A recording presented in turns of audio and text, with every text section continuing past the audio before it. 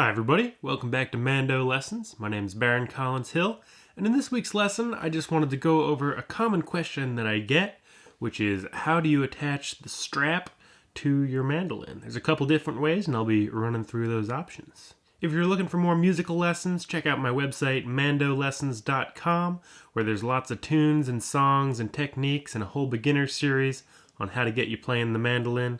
And this lesson I'm just going to be talking about this little technical detail.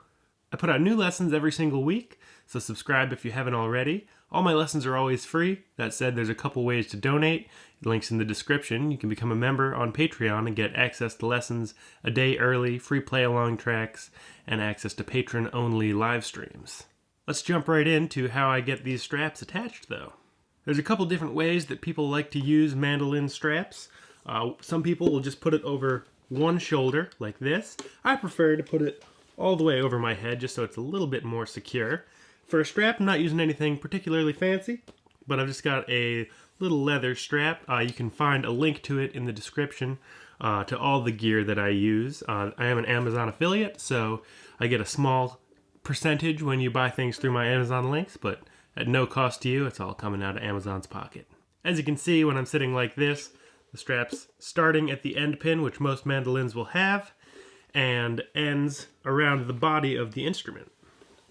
If I take it off, you can sort of see that whole movement. Now zooming in, again you can see the strap coming around here. And then this is the part that a lot of people have questions about. And all it is I just have a piece of string. I'll try to get this in focus and in view. A piece of string here around the instrument, and it goes underneath the cantilevered neck. So if the neck has enough angle and is a certain kind of mandolin, not all mandolins have the raised fingerboard, but if they do, you can just slip the shoestring, that's what I've got there, underneath the neck, and then attach the strap to the string. Pretty straightforward.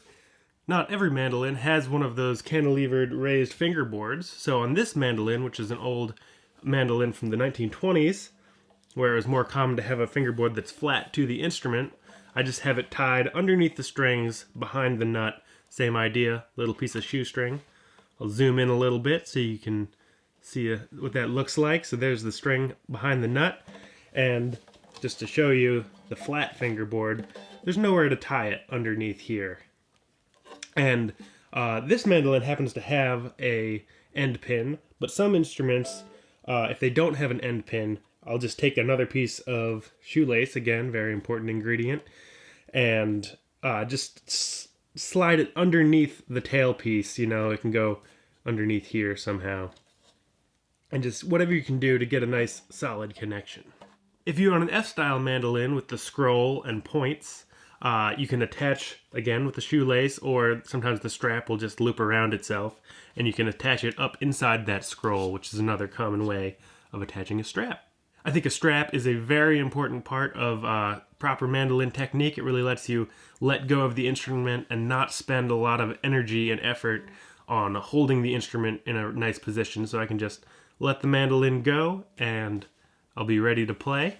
Versus if I didn't have a strap, I'm using energy to really hold up the instrument, and it's gonna transfer into energy I don't need to use because I want to put all of my attention and technique into being relaxed and comfortable and playing the instrument as easily as possible. Thanks so much for watching. Again, new lessons every single week, so subscribe if you haven't already, and you can hit the notification bell if you so please.